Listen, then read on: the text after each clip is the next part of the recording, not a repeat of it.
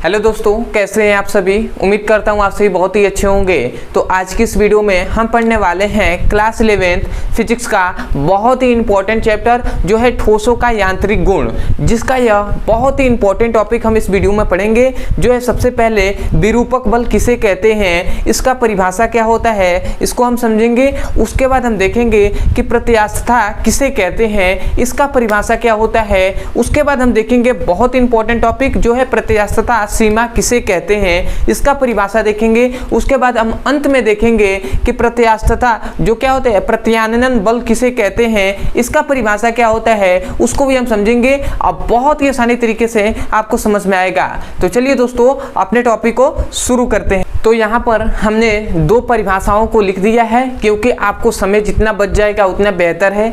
तो यहाँ पे सबसे पहले हम पढ़ेंगे कि भैया विरूपक बल किसे कहते हैं। तो विरूपक बल का हमने डेफिनेशन लिख दिया है। तो विरूपक बल भैया इसे कहते हैं, भैया क्या है विरूपक बल, तो इसका हम डेफिनेशन ऐसे कर सकते हैं कि कोई भी वस्तु है और उस वस्तु पर हम बाहर से कोई बल लगाते हैं तो उसके आकार और आकृति में परिवर्तन ला देता है, तो उस बल को ही हम विरूपक बल कहते हैं। ठीक है ना। मतलब यहाँ से थोड़ा सा फिगर से आप समझिए, ये कोई मान लेते हैं ये वस्तु है, ये क्या है भैया, वस्तु है। अब इस वस्तु पर हम बाहर से कोई बल लगाते हैं, इस वस्तु पर हम बाहर से कोई फोर्स लगाते हैं, तो जो हम बाहर से फोर्स लगाते हैं उसे हम क्या कहते हैं, बाह्य बल कहते हैं। उसे हम बाह्य बल कहते हैं ना। जो बाहर से फोर्स इस वस्तु पर लगेगा तो इसे हम बाह्य बल कहेंगे। तो भैया जब वस्तु पर कोई बल लगता है तो इसमें क्या होगा, ये मान लेते हैं ऐसे हो गया। ठीक है। इसका आकार भी देखिए, पहले बड़ा था अब इसके आकार में छोटा हो गया कि नहीं, तो इसका मतलब आकार में परिवर्तन आया कि नहीं। दूसरी बात, इसकी आकृति, ये पहले गोलाकार था अब देखिए कैसे हो गया, तो इसके मतलब इसकी आकृति में भी परिवर्तन आया। ठीक है। तो यही हम कह रहे हैं ना कि किसी वस्तु पर बाह्य बल लगाया जाए तो उसके आकार और आकृति में क्या आता है भैया, परिवर्तन आता है।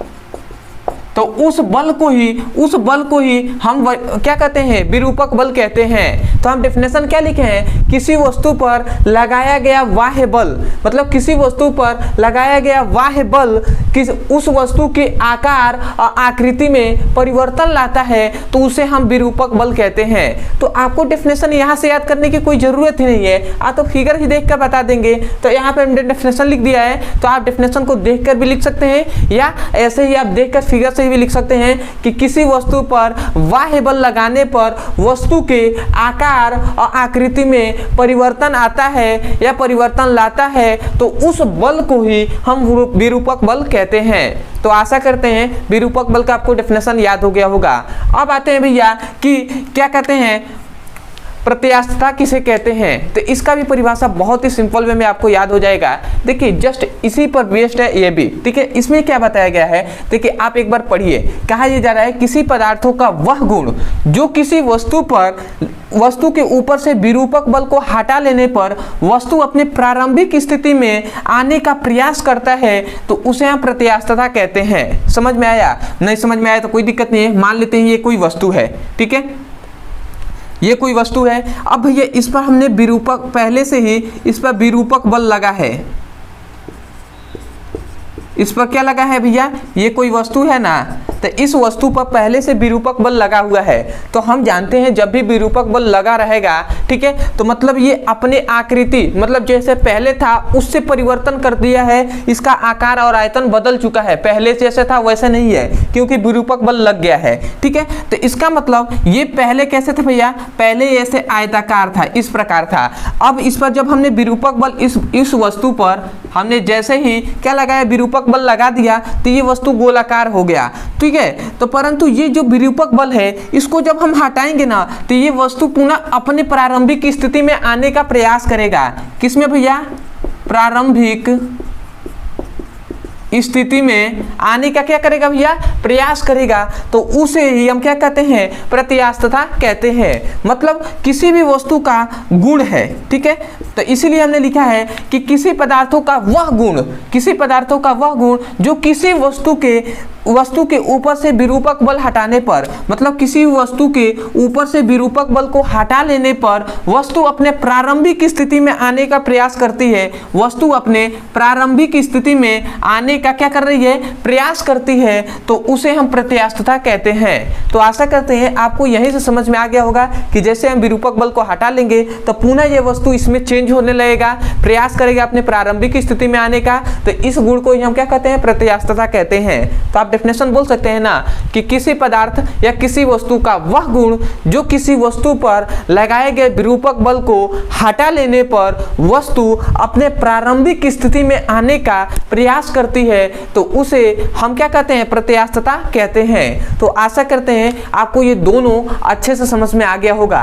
तो सबसे पहले हमने दो देख लिया और दो बचा हुआ है, उसे भी हम देख लेते हैं कि प्रत्यास्थता सीमा किसे कहते हैं और ये जो प्रत्यास्थांत क्या होता है उसे भी हम देख लेंगे। अब बहुत ही आसानी तरीके से आपको समझ में आएगा। ठीक है, तो सबसे पहले आप इसके स्क्रीनशॉट ले लीजिए। तो आशा करते हैं आपने बहुत ही अच्छे से स्क्रीनशॉट ले लिया होगा। तो अब हम देख लेते हैं दो और बचे हुए हैं उसे। तो हम देख लेते हैं सबसे पहले कि प्रत्यास्थता सीमा किसे कहते हैं। तो इसका हमने डेफिनेशन यहाँ पे लिख दिया है। डेफिनेशन सेम टू सेम प्रत्यास्थता वाला ही है, थोड़ा सा इसमें अंतर है। क्या है प्रत्यास्थता सीमा? तो इसमें ये कहा जाता है कि किसी भी वस्तु पर आरोपित अधिकतम विरूपक बल को हटा लेने पर, मतलब कोई भी वस्तु है और उस पर मान लेते हैं, ये थोड़ा सा मैं फिगर से समझाऊं तो ये कोई भी वस्तु है, अब इस वस्तु पर विरूपक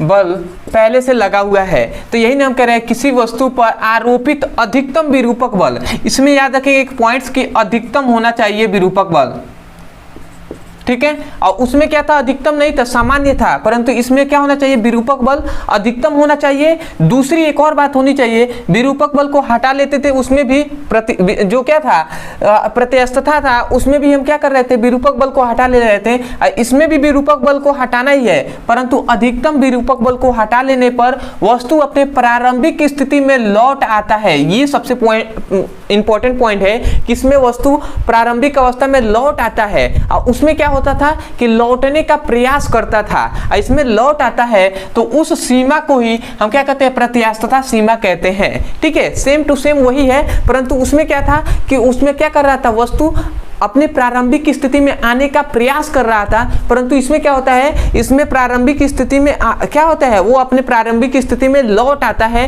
तो उस सीमा को हम प्रत्यास्थता सीमा कहते हैं। तो हमने डेफिनेशन क्या कहा है, हमने यही डेफिनेशन कहा है कि किसी वस्तु पर आरोपित अधिकतम विरूपक बल को हटा लेने पर वस्तु अपने प्रारंभिक स्थिति में लौट आता है, तो उस सीमा को हम प्रत्यास्थता सीमा कहते हैं। मतलब क्या है, ये पुनः अपने प्रारंभिक स्थिति में क्या होगा, लौट आएगा। ठीक है ना, जब इस अधिकतम विरूपक बल को हटाएंगे तो ये पुनः अपने प्रारंभिक स्थिति में लौट आएगा।